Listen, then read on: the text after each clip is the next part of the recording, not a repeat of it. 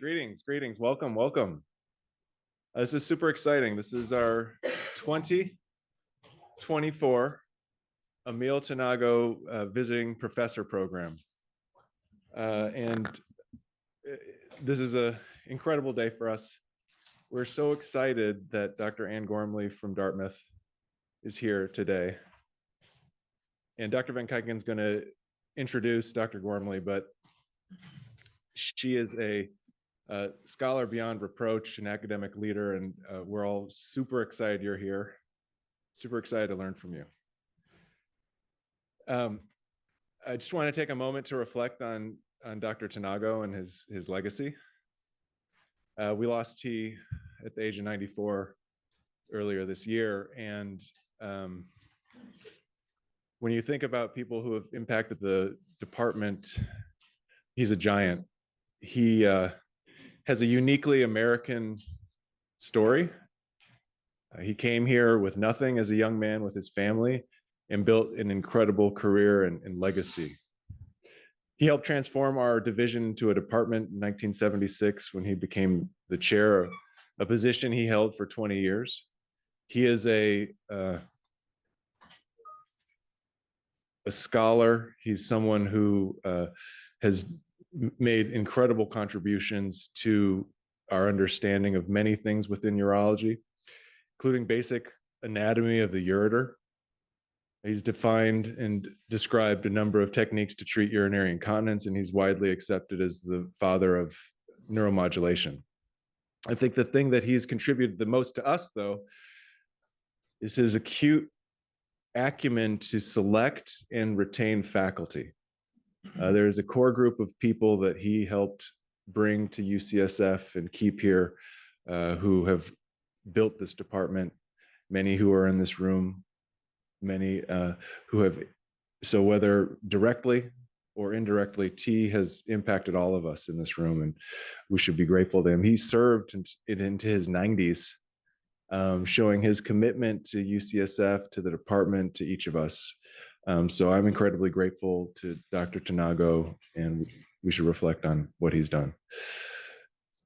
And in honor of him, we're going to experiment today. We have a new format for our visiting professor. We're turning this into a research symposium. So Dr. Gormley's our test subject. We're going to see how that goes. But we're super excited for the day. It's going to be a lot of fun. We're celebrating these chief residents who've committed 6 years, and it's going to be an awesome day. So Dr. Van Kijken, why don't you come up here and introduce Dr. Gormley? Thank you, everyone.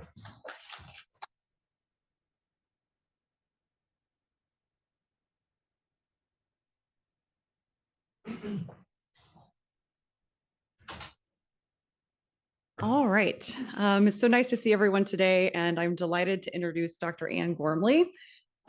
So Dr. Ann Gormley is a professor of surgery at Dartmouth Hitchcock Medical Center in Lebanon, New Hampshire, where she specialized seeing patients with complex lower urinary tract disorders such as overactive bladder, urinary incontinence, and BPH. Prior to becoming the esteemed academician, leader, and surgeon that she is today, she first completed her medical training at the University of Saskatchewan, which is difficult to say, College of Medicine, followed by urology residency at the University of Alberta. She then opted to join us stateside, where she completed not one, but 2 fellowships in what was then called female urology and urodynamics at both the University of Michigan, followed by the UT Health Sciences Center in Houston. And I'd love to hear more about, why too. After completion of training, she began her illustrious career at Dartmouth, where she was the urology residency program director for nearly 20 years, and now serves as their associate residency program director. She's also served as an educator in both the School of Medicine and the residency program. And she's also been on the Urology Residency Review Committee, which, for those who know, is no easy task, for 6 years, serving both as a member and vice chair of that committee. Her research has also made a huge impact on how we manage and treat patients with overactive bladder and urinary incontinence.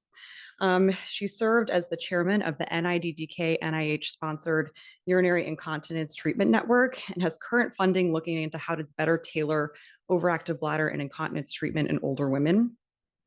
And we all know how important her work has been in development of the overactive bladder protocols, AUA guideline that we all use and reference on a day-to-day basis, and has really shaped how we all practice as urologists. And she's also served on several editorial boards, including the Journal of Urology. Finally, and I think very importantly, and what I think I know Dr. Gormley for as well, is she's been such an impactful leader in the field of urology, not only as a woman, but as a huge representative of our subspecialty. She's currently a trustee of the American Board of Urology, where I know she, along with Dr. Susskind, who's unfortunately not here with us today, has really advocated for our subspecialty, FPMRS, now known as URPS, or Urogynecology and Reconstructive Pelvic Surgery. She's also the past president of SUFU, and in 2024, she was actually awarded the Lifetime Achievement Award by SUFU. And very importantly, she's also the past president of the New England section of the American Urologic Association, and notably, she was the first woman to ever serve on the AUA board, which I think is really impressive. So I could go on, but I want to leave time for Dr. Gormley to, tell us more about her important work. We're so excited to have you today, and I look forward to spending more time with you myself.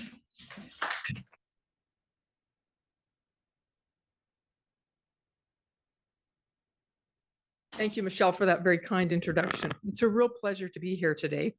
And I'm going to talk about the treatment of OAB in older women. And I'm going to frame a lot of it around the guidelines because we have a new guideline. But before I begin that, okay, I thought I knew how to advance this, but no, hang on.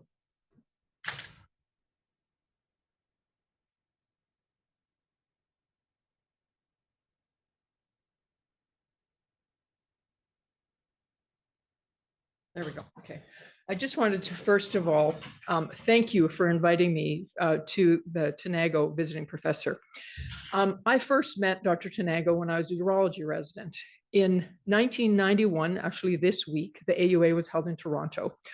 And I already knew that I was going to be Ed McGuire's fellow, and I was sort of hanging around with Ed at the meeting, and he was introducing me to all sorts of people. And I remember coming home from that meeting and thinking, I've really met all the leaders. And one of those people was Dr. Tanago, who was very kind and just really nice to meet at that point in my career. The last time I saw him was at our SUFU meeting in 2019. And at that time, we celebrated the 50th anniversary of SUFU. And Dr. Tanago was able to join us. He was, okay, this is, okay. There we go. Sorry, left. Okay. So the reason that Dr. Tanago was at our 50th anniversary was he was one of the founding members of what back then was the Urodynamic Society. And they first met at the San Francisco Hilton in May of 1969. And you can see at the very bottom, Dr. Tanago's signature. And he was one of the living members who was still alive 50 years later. So we were so delighted that he was able to join us for that meeting. So going on to talk now about OAB, some of my disclosures. As Michelle said, I am the past chair of the first guidelines for OAB. I'm a prior SUFU board member, and I'm funded by PCORI. So this morning, I'm going to talk about, first of all, the definition of what an older woman is. I'm going to review the OAB guidelines, particularly the new guidelines with some very important changes. But I'm going to do it in the context of talking about challenges of treating older women. I'm then going to talk about the design of our PCORI relief study, which really is looking to see can older women be treated with a lower dose of Botox? And I'll tell you a little bit about what we've learned to date of our trial. So what's old age? As I now am considered old, and I was quite shocked a while back, I was reviewing an update and they were talking about older people, 65 and older. And I thought, that can't be right. I'm 65, I'm not old. Because we always think old is older than we are. And the first person who actually coined that was Oliver Wendell Holmes Jr., who said old age is 15 years older than I am. Now, he had the distinction of being, or has the distinction of being the oldest person on the Supreme Court, to which he was until age 90. And then he also died at age 94. So we always think of old as older than us. And there really isn't a set age, except that the NIH and the FDA has defined older adults as 65 and older. And some people have actually postulated that's because that's when Medicare begins. when I actually had meant to add a few pictures in, when we were putting our trial together and coming up with a video, we had arguments for about 3 months as to what the little avatars looked like in the video, because everybody said they look too old. No, they look too young. No, they look too old. And we went back and forth. And I think the illustrator was ready to kill us at the end of it all. So there's a lot of debate as to what old is. So what about the distinction between older versus elderly? I was under the impression that elderly was more reverent, and it just sounded nicer to say that people are elderly. Well, it turns out that's not what patients want. Patients want to be called older. And our patient stakeholders in our PCORI grant really told us that. The American Geriatric Society, who is one of our national stakeholders, also recommends the term older, and now does the NIH. They make one exception, and I think maybe that's where I got this from. I grew up in a small town in Saskatchewan that's surrounded by 5 Indian reservations. And so I always thought of elderly when I sort of thought of the native heritage and their sort of the respect they paid to their elders. So for NIH, you can only use the term elderly if you're actually talking about American Indians or Alaskan natives. So we know, though, that older adults are very poorly represented in clinical trials. We have to remember, though, how important that is. Older adults represent about 17% of the population, and right now they're responsible for 34% of prescription drug use. 9 out of 10 older adults take at least one drug. Multiple agencies have talked for a long time about there has to be improved representation of older people in trials, but it's been very slow to pick up. And this really became evident during the pandemic. There was extreme underrepresentation of older adults as well as minorities in both the COVID vaccines and the therapies. And because of that, Congress actually passed the Consolidated Appropriations Act in December of 22, which includes requirements and accountability for clinical trial diversity. So we hope that moving forward, things are actually going to change. One other thing to sort of remember is we say that 17% of the US population is now greater than 65. The current residents, by the time you are getting ready to retire, and by the time you are an older adult, 50% or 50 to 60% of the population is going, 25%, 50% of the population is going to be over 65. So there is a huge sort of glut moving forward. So that's what we always sort of also need to think about. Moving on now to talk about the guidelines. The first guideline was we put together in 2012. We updated it in 2014, and then we updated it again in 2019. The newest guideline, though, is completely revamped. It's a completely different set of data, and they've really changed a number of very remarkable things in it. The first guideline was the first guideline that was ever done as a collaboration between AUA and SUFU, and they've carried that on to another number of guidelines in incontinence, as well as this most recent guideline. The most recent guideline was chaired by Ann Cameron and Ariana Smith, and Ann Suskind was also a representative on that. And the other people are ERPS-trained people from across the continent. So some of the definitions have remained the same. OAB is urinary urgency, usually accompanied by frequency and nocturia with or without urgency incontinence. You have to make sure that UTIs are not present or other obvious pathology, and that's an ICS-IUGA definition. We're talking about non-neurogenics, and we have to remember it's a symptom complex and not a disease. One of the unique things about this new guideline is that it also deals with males, but today I'm only going to talk about women. Other important definitions to remember are the definition of urinary urgency, which is a pathologic condition with the complaint of a sudden compelling desire to pass urine, which you can't defer. Urinary frequency is defined as daytime frequency more than 7, as well as nocturnal voids. And nocturia is interruption of sleep 1 or more times because of the need to micturate. Urinary frequency and nocturia, though, are very obviously highly dependent on what people drink. And today, most people drink way too much fluid, and you just have to look at everybody walking around with their water bottles. Urgency urinary incontinence is the loss of urine associated with urgency, and these again are ICS definitions. So just a sort of a sidebar about nocturnal polyuria, particularly when we talk about older patients, this becomes very important. So this occurs when 20 to 33% of the 24-hour urine production occurs during sleep, and it can really only be diagnosed with a diary. There are, however, lots of modifiable causes, the major one being obstructive sleep apnea, as well as peripheral edema. So we always need to be thinking about that in our patients. A couple of other things about overactive bladder, it's idiopathic. There are many, many other things that can occur to a patient that it might look like OAB. So we have to think about things like, does the patient have bladder cancer, pelvic muscle dysfunction, diabetes? Maybe they just drink too much. Could it be a neurogenic problem? And for women, do they have genitourinary syndrome of menopause, which certainly plays in big time to it and should be treated concurrently with their OAB. So the purpose of the guideline for OAB is really to get it out there to all types of providers. And I have to say that the AUA has not done a good job on this. And part of it is who we put on guideline panels. So on our first guideline panel, we had a general practitioner, and it was the wrong general practitioner. He had no say in family practice, and we really didn't go to the right agencies to get the right person. And we still, on an AUA level, have not done a good job of doing that. So moving forward, I think that's something we have to work better on. If we want these guidelines to be for family practice and general practice, we need to involve them more in it. The most important thing, though, for really any guideline is the best approach is always individualized. So we always have to remember that. It's a guideline, it's not the Bible. So do think of that. A couple of other things that have changed in guidelines since 2012 when we did the first OAB guideline is the way that the guideline methodology.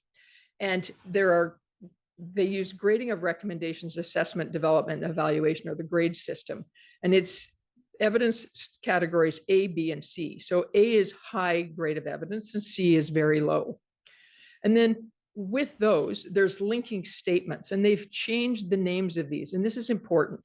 There are now strong recommendations, moderate recommendations, and conditional recommendations. So it used to be a standard, a recommendation, and an option. And interestingly enough, companies really hung on to that. So when we put the first OAB guideline together, without naming company names, we said a certain treatment was a recommendation. Another treatment was a standard. That year at the AUA, that company had a massive banner, the only recommended treatment for OAB, forgetting that a standard is actually better. So the fact that they got rid of that is actually a good thing. So it now is a strong recommendation, a moderate recommendation, and a conditional recommendation. And each of those can be linked to an evidence strength of A, B, or C. And you can see that sort of as you go from one side to the other, the evidence may change, or as evidence is accrued, the actual confidence may go down as you go from A to C. The other linking statements are clinical principles. And the way I define a clinical principle, that's something we all agree on. Patients should have a history and a physical. Most of us would sort of agree with that. And then expert opinion is something that the panel decides that they as a group agree about. So OAB is very common. It increases with age. 7 to 27% of men will have OAB and 9 to 43% of women. One of the differences between men and women, though, with OAB is women are more likely to be incontinent. So men will have frequency and urgency, but not as much incontinence. What drives people to get treated for their OAB is their degree of bother. And that gets them to seek care. It also is very dependent on how intense they want to go with treatment. And it also has a lot to do with their satisfaction with treatment. So in terms of the diagnosis, so where possible here, I've put in the guideline statement and whether it's a principle or a recommendation. So this is a clinical principle. You need to do a history, a physical, a UA with a culture, and a PVR. And the PVR has actually moved up. And part of that is I think everybody was doing PVRs, and PVRs are really very low tech. They're easy to do, and they can give us valuable information. So that's now part of the actual diagnosis. So in the history, we need to characterize symptoms, exclude alternative diagnosis. And this is where we need to look for complicating signs or symptoms. We should inquire about fluid intake, medications, medical conditions, and surgical history. Since bother is what really drives patients, we have to look at different ways of looking at bother. And we can use various questionnaires to do that. There are OAB specific questionnaires, and there's a whole list of them, the OABQ, the OABS, the ICIQ. We can also look at bother and quality of life with symptom questionnaires. And that's things like the UDI-6, the IIQ-7, and brand new, only about 6 months old, is the Learn SI-29 and the Learn SI-10. And that probably is the questionnaire that is going to start to be the most used. Voiding diaries can be very helpful. And I think they're very helpful when you have a patient who really can't tell you what they think is going on. And making them fill out a diary can give us a lot of information. One thing that's really missing, though, is patient-reported outcome tools, where those are quite lacking. So physical exam, we want to make sure, does the patient have a palpable bladder? What about lower extremity edema? The thing I think that is most often missed, and so I've put it in bold, and I probably should have put the next line in bold as well, is a pelvic exam. We see plenty of patients who are given the diagnosis of OAB, and I get all over our nurse practitioners and PAs for this. They don't do a pelvic exam. And I'm thinking, how can you make the diagnosis if you haven't done a pelvic exam in a woman? So you want to assess pelvic muscle tone, look for perineal reflexes and skin breakdown, look for vaginal atrophy to look to see, does she have GSM? Pelvic organ prolapse, does the patient have demonstrable stress incontinence? So this is very important regardless of the age of the woman. And then you also want to observe for gait and transfers. In terms of older women, and I don't really need to talk to this group because you guys are sort of the experts on frailty and cognitive function when it comes to incontinence, but you do need to consider it. So you need to consider cognitive function with the mini mental status or the MOCA, and frailty status using either a clinical frailty scale or the Edmonton Frail Scale. Again, the pelvic exam is crucial here. It's very common that older women, and I'm talking now even sometimes the very elderly, 70 and 80-year-olds, they often have not had a pelvic exam, often since their 50s when you actually ask them. So a lot of times people have said, oh, well, you had a hysterectomy at 40, you don't need a pelvic exam. If you're dealing with OAB, they need a pelvic exam. And for some patients, you should consider a timed up and go test if that's of concern. So one of the things that's really key, I think, with older women is lots of women with OAB have stress incontinence and prolapse. And we often, and whether it's SUFA or the AUA, there'll often be debates about which do you treat first? Do you treat their stress or do you treat their urge?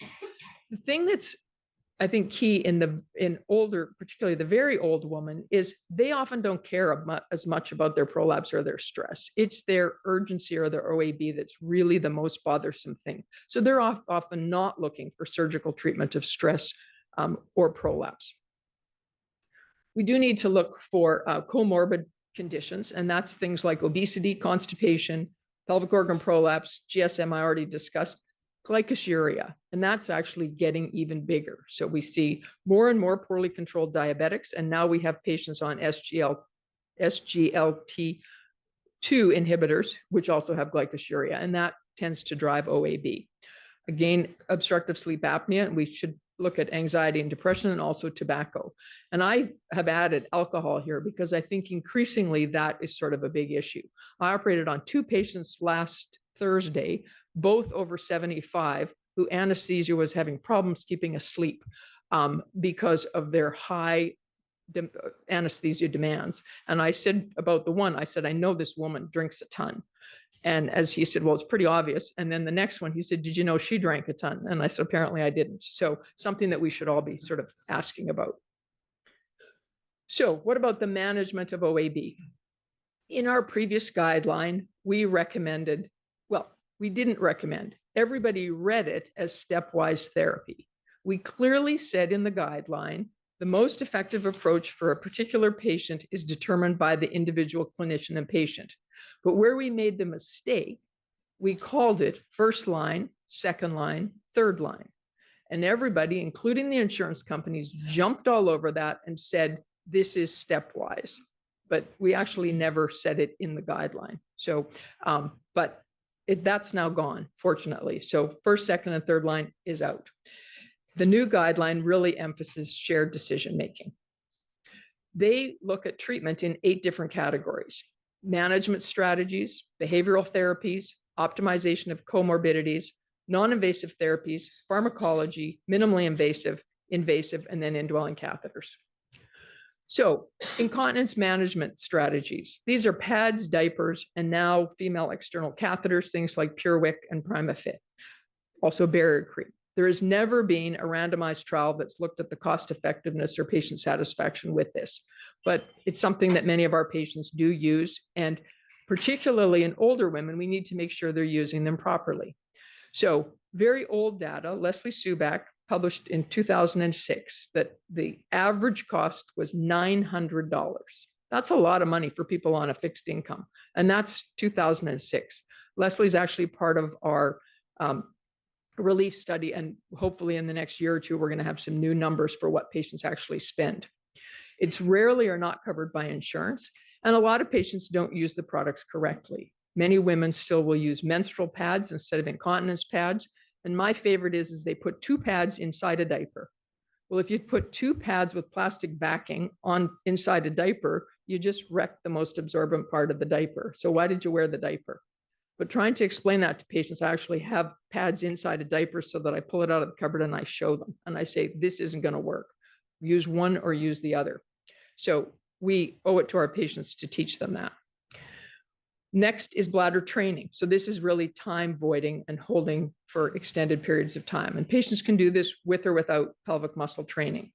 You can use a voiding diary to help this, frequency volume charts, and mobile apps. This actually has real data behind it. And it's a strong recommendation with a grade of A.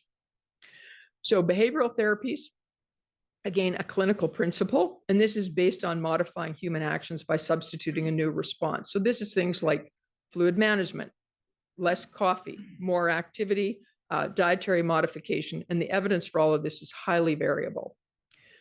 Non-invasive therapies are conservative therapies that require participation by the patient. They may or may not use an external device, and it may or may not be supervised. So this is things like pelvic floor muscle therapy with urge suppression and strengthening.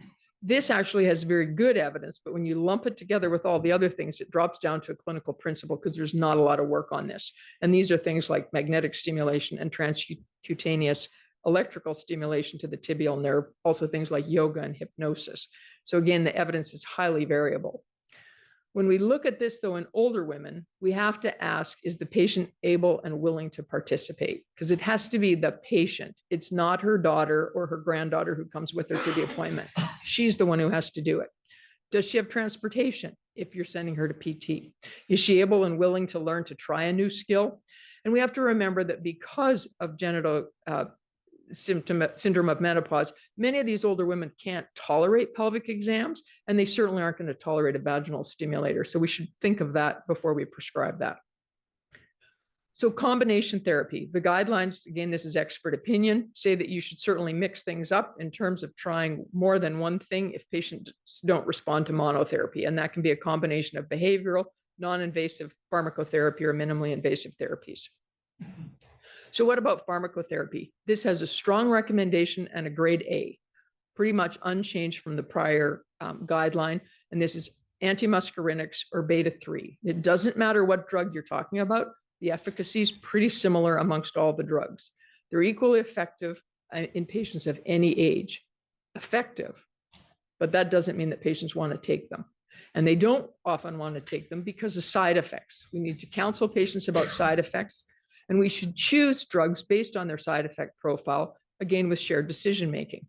So we know that anticholinergics are not well tolerated. They have dry mouth up to 44%. And if you're looking at oxybutynin, they constipate people, which then makes their OAB worse. And some patients will have emptying issues on anticholinergics, about 16% of patients. Side effects with beta-3s are really actually very rare. So when mirabegram first came out, there was all kinds of warning about hypertension. It turns out the rise in blood pressure is 1 to 3 millimeters of mercury. So that really should not even be considered. So just, I always say there really are not significant side effects with the beta-3s. The big issue, though, with the anticholinergics are the risk of developing dementia and cognitive impairment. And this is now huge. So what is the association? So there've been many papers in the last 8 to 9 years looking at this and many reviews. And the guidelines sort of put those reviews together. So the association between antimuscarinics and dementia is there's an increased risk of all-cause dementia and of Alzheimer's if you put a patient on anticholinergics or antimuscarinics.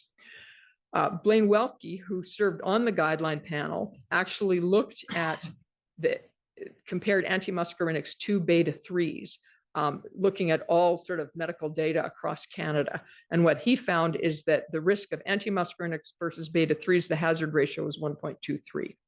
It is cumulative when you give patients anticholinergics. It's dose dependent, and it may be drug dependent. Fesoterodine, darafenacin, and trospium may have less cognitive impact because they have less blood-brain barrier permeability. The problem is no one's ever actually studied it long-term. Actually, I saw a retired ER physician on Tuesday who was on darafenacin, and he said, I've looked up all the data.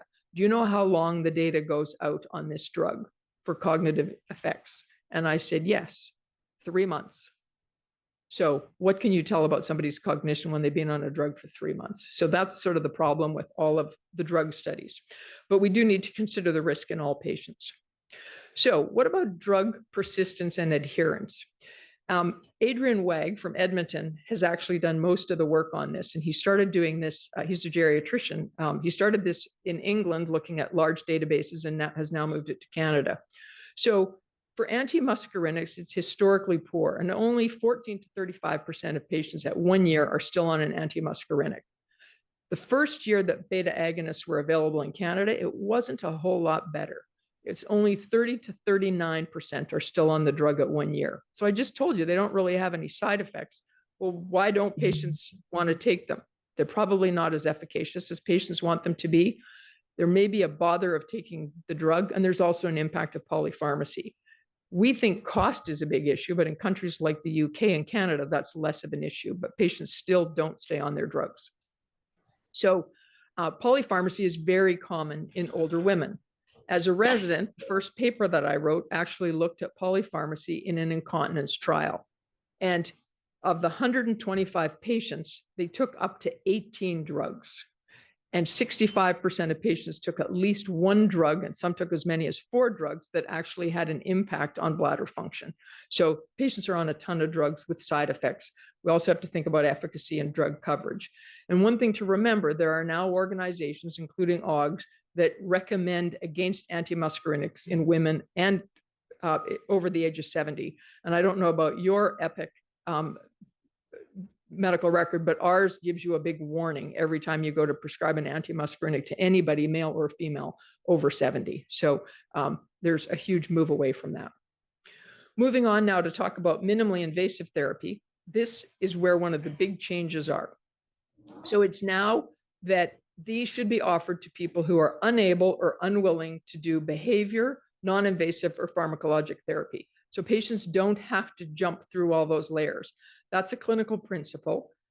And it's an expert opinion that it should be done with shared decision-making without a trial of behavior, non-invasive, or pharmacologic management. The minimally invasive therapies all have a moderate recommendation with a grade of A, and that's PTNS, implantable tibial nerve stimulation, Botox, and sacral neuromodulation.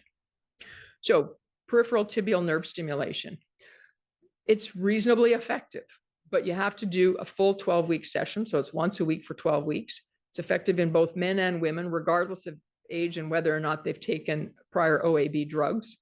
It's been studied up to 3 years.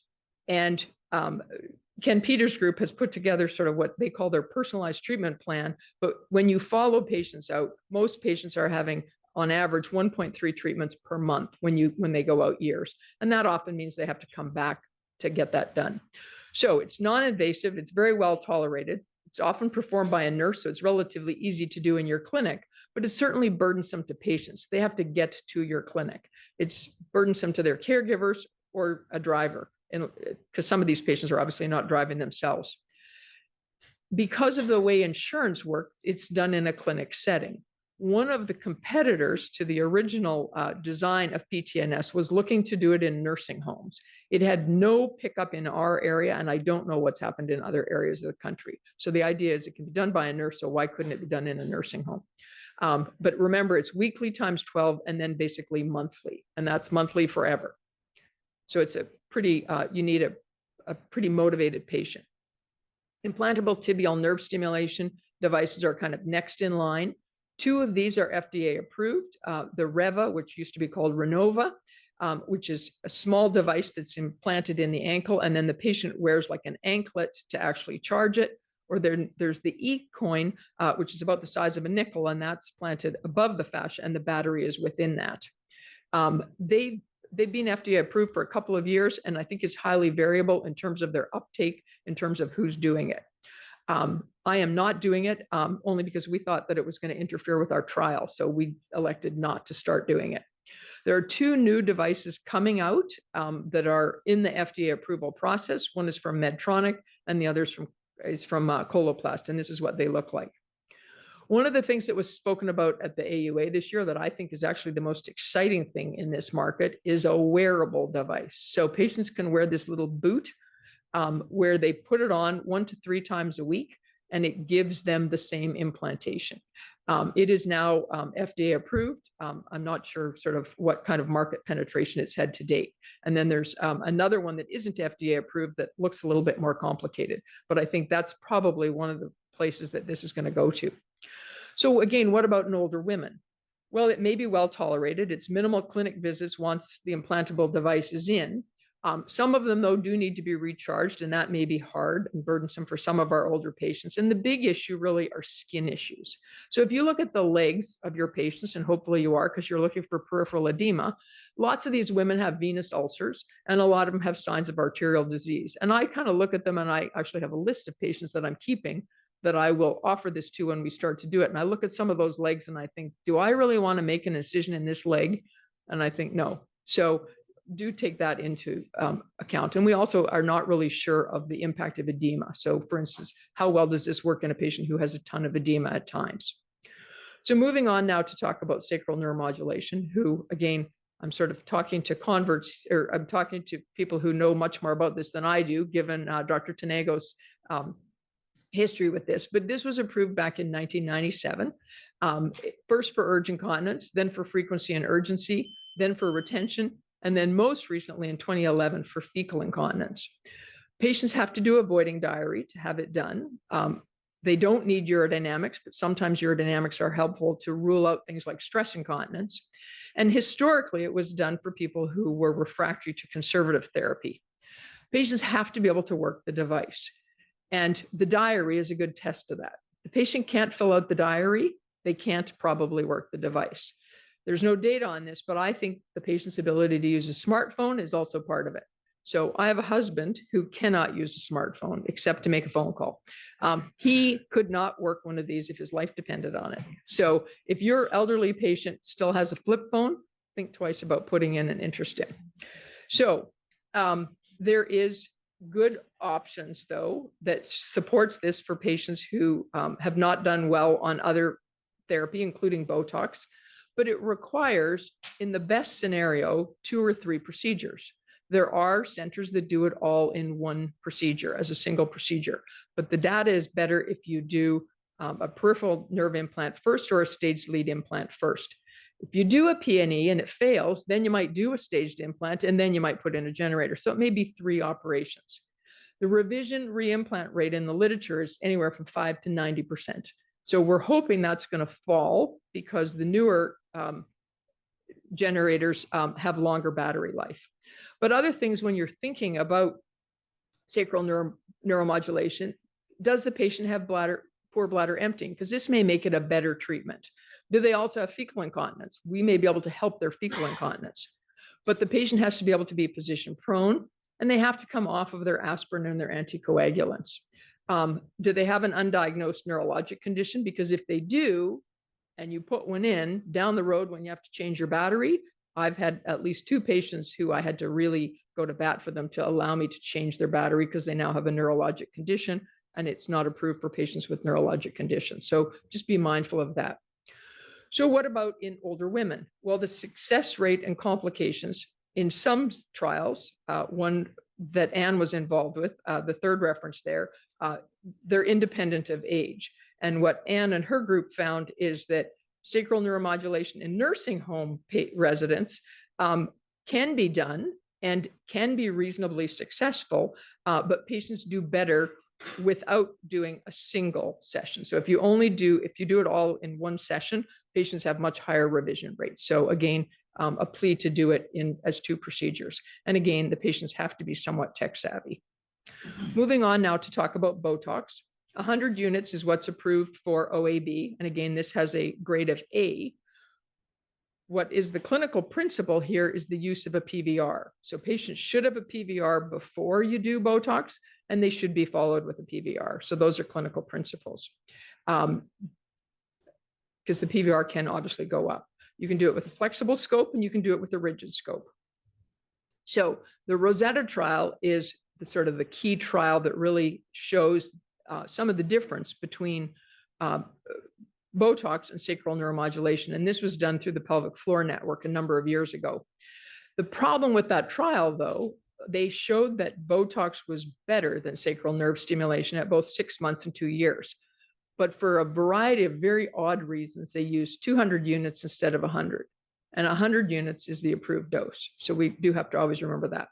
Even at 200 units, though, Botox is way more cost effective than sacral neuromodulation. You can see the numbers on the slide there. So Botox is really quite a bit cheaper.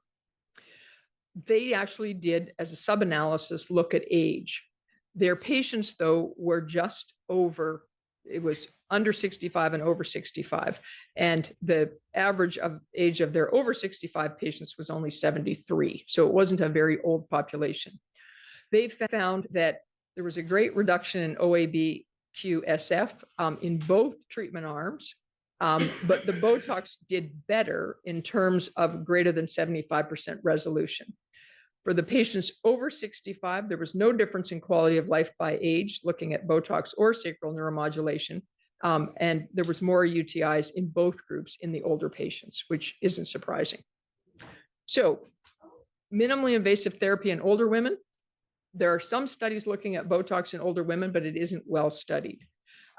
We know that there's a need for retreatment and a risk of retention in UTIs, and some authors have reported less benefits and greater retention in older women. So the most recent guideline gave a shout out to our trial in their guideline, which we were very happy to see, because they said, well, we need a lot of research, and the RELIEF study is hopefully going to give us some of these answers. So I'm going to spend the last 5 to 10 minutes talking about our RELIEF study. So this is reduced dose onabotulinum toxin for urgency. It's myself and Ann Cooper, one of our urogynecologists, and this is really her trial. She just needed somebody older and with more experience to help get the funding. So we first had a ClinStar grant from the Geriatric Society, and then we got a PCORI. We have multiple investigators across the country, and we are funded by PCORI. So the background is, oops, that's jumping ahead.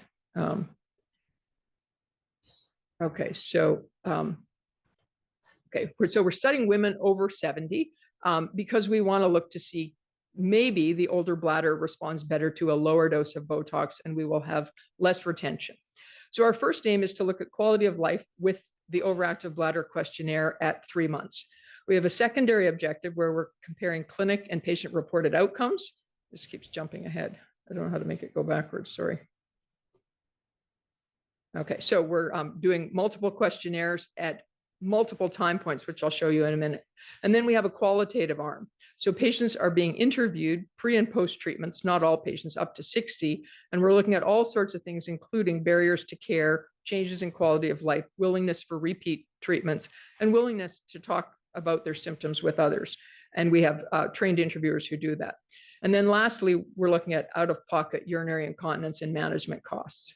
We are powered to look at heterogeneity of treatment effect for frailty. We're also looking at cognitive status and polypharmacy. So overall, we're going to have 376 participants, 63 participants at 6 sites, and we're enrolling for 24 months. And we started a year ago.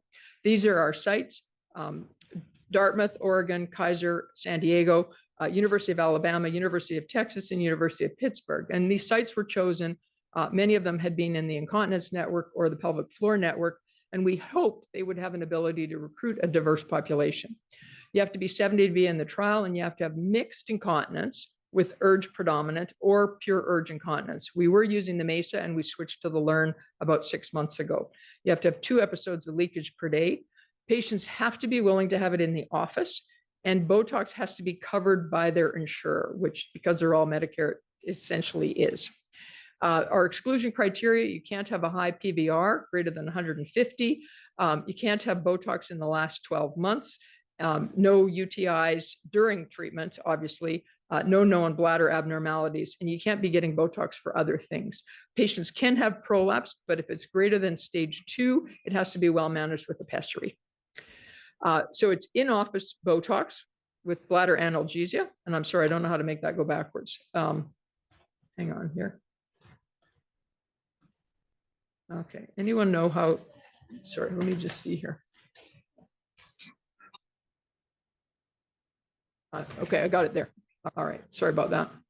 Okay, so it's in-office Botox, follow up at 7 to 10 days to check PVRs. And then patients have telephone visits because we designed this during COVID.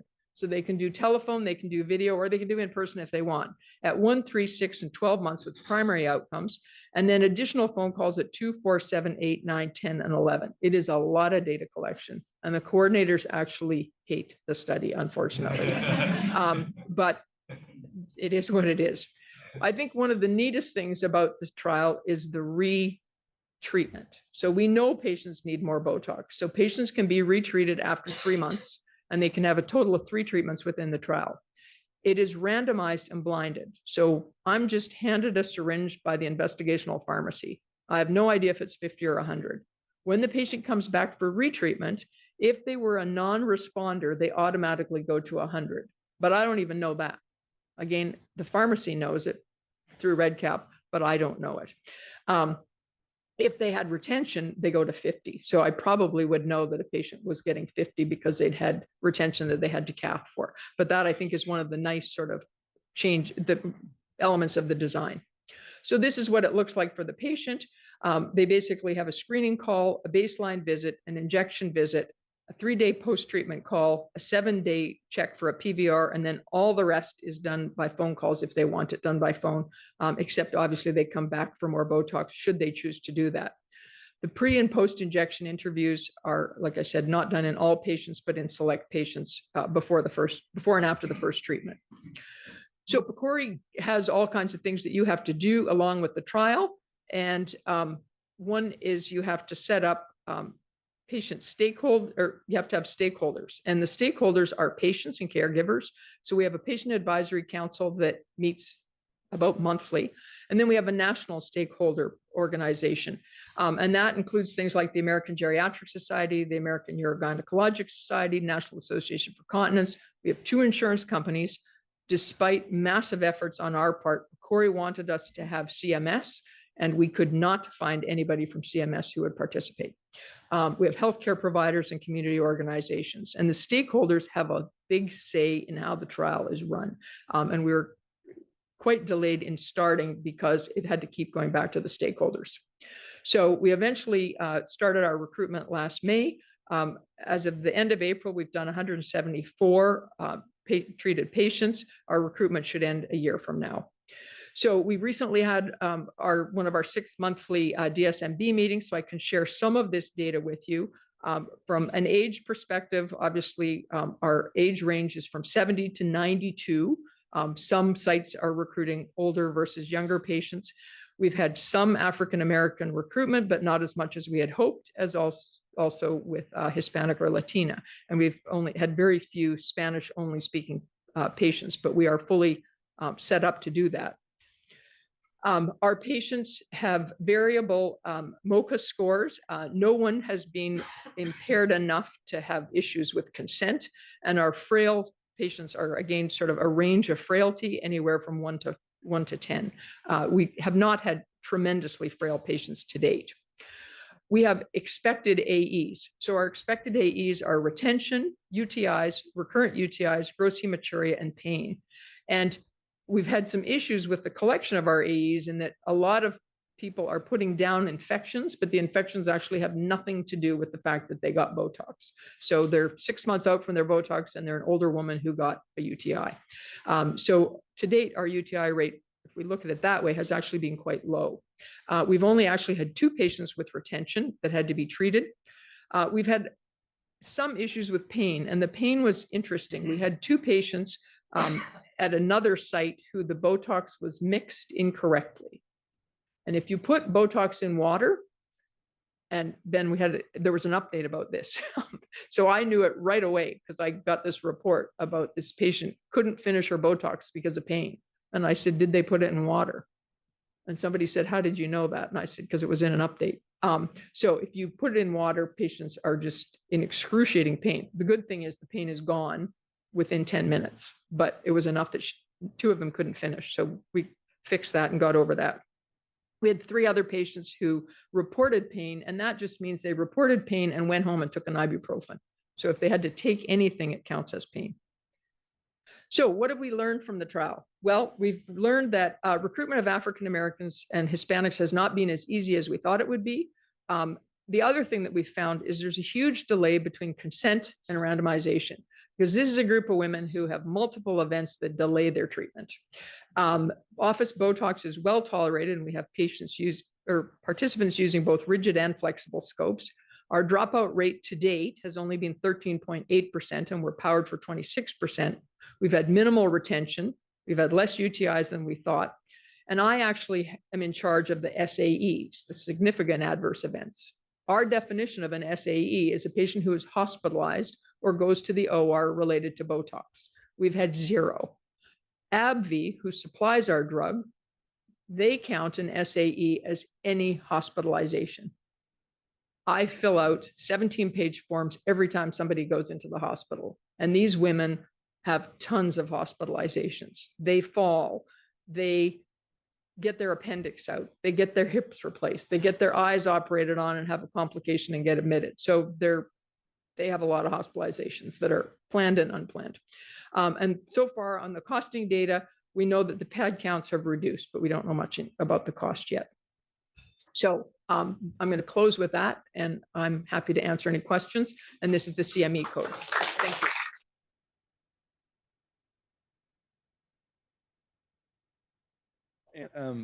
That was incredible. Thank you. Thank you for being here, and thank you for the inspiring talk. I had 2 questions. One was, when do you prescribe anti-muscarinics or anticholinergics over beta agonists? Yeah.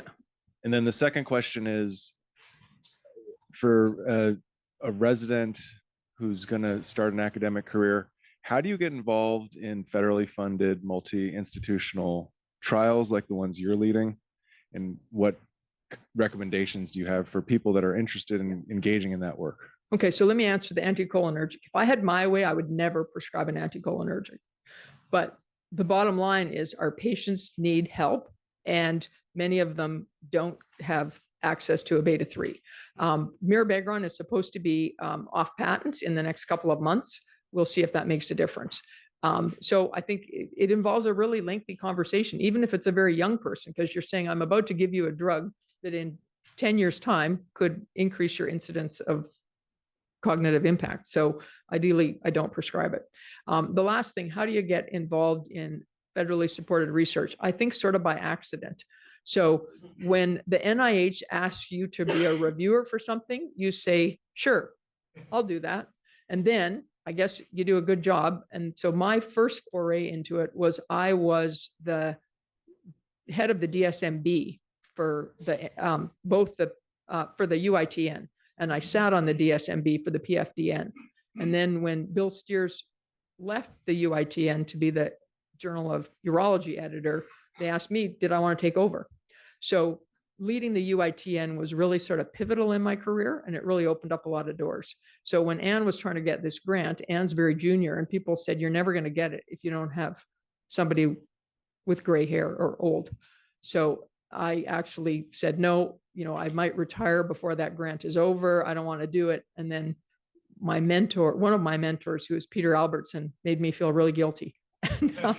And I was actually a visiting professor there about 2 years ago, and I was driving home and thinking about what he said, and I pulled over, and it was the day Anne was submitting the grant. I said, okay, put my name on. So that's how I got involved. But, yeah, so I somewhat blame Peter Albertson. Thank you. Dr. Gorman, thank you very much. It was really eye-opening. Since you may not know, my fellowship was in urodynamic and neurourology. And I figured this is just too complicated. I just could not work on it. So I decided to work on something easy called penis, you know that. But anyway, after I'm tired of penis, now I'm back to this part. And one of the things I want to mention, first of all, Botox is actually very good for recurrent priapism. We have treated a patient for 3.5 years now. And the last time he didn't have any priapism for 2 years. Wow. He just came back 2 months ago, get another shot. So it's actually very good for that purpose. Recurrent priapism. The guy had been in emergency room for like 47 times. Wow. So that's how we treated it. But anyway, come back to the OAB. Obviously, I'm very interested in that part. We have done a number of studies in animals. And the most recent study was kind of interesting. We did something called the single cell RNA sequence. You know, took a different group of rats, old, not old. Actually, we have young, and we call it middle age because it's only 1 year old. And we have the injury, treatment, no treatment, and so forth. But one of the very interesting I want to mention is that we took the urethra and a little bit of bladder, and then did all this single cell RNA sequence. And one of the most striking is that the basal layer of the mucosa. Actually, even in the middle-aged rat, you see a lot of changes. The mucosa, the superficial, the middle, and the basal layer. The basal layer was most striking because we start to see a lot of something called senescent cells. We saw the SAPS, the senescence associated secretory phenotype. We see a lot of bad cytokines that produce in those animals. We see a more macrophage type 1 instead of type 2 on the epithelium. It's very, very striking. And this may have something to do with all the symptoms, at least in some of them. And after the treatment, we did also some treatment, those cells actually went away. So it was quite striking. This could be something that may be helpful in the future. And we also did a study in diabetic rats. And with the treatment that we actually prevented OAB and underactive bladder. But those diabetic animals, they gradually develop OAB first, and then underactive bladder, and then the bladder looks terrible. So just from a different aspect, pathophysiology, there's a possibility that we may be able to prevent this from happening. And just something that just tell you that I'm working on urodynamic now. That's really exciting. And I think, the other thing, I remember about 28 years ago being at a meeting in Philadelphia where one of the PD urologists was talking about the ability to biopsy a bladder and decide how much of the bladder is being replaced with collagen. And we're no closer to doing that than we were when he mentioned that 28 years ago. So, but I think there's real promise there to actually look at things on a cellular level. Great. Thank you. Oh, sorry. No, I was just going to say thank you so much, Dr. Gormley, for a wonderful talk and discussion. And let's just put our hands together to thank her for a great presentation.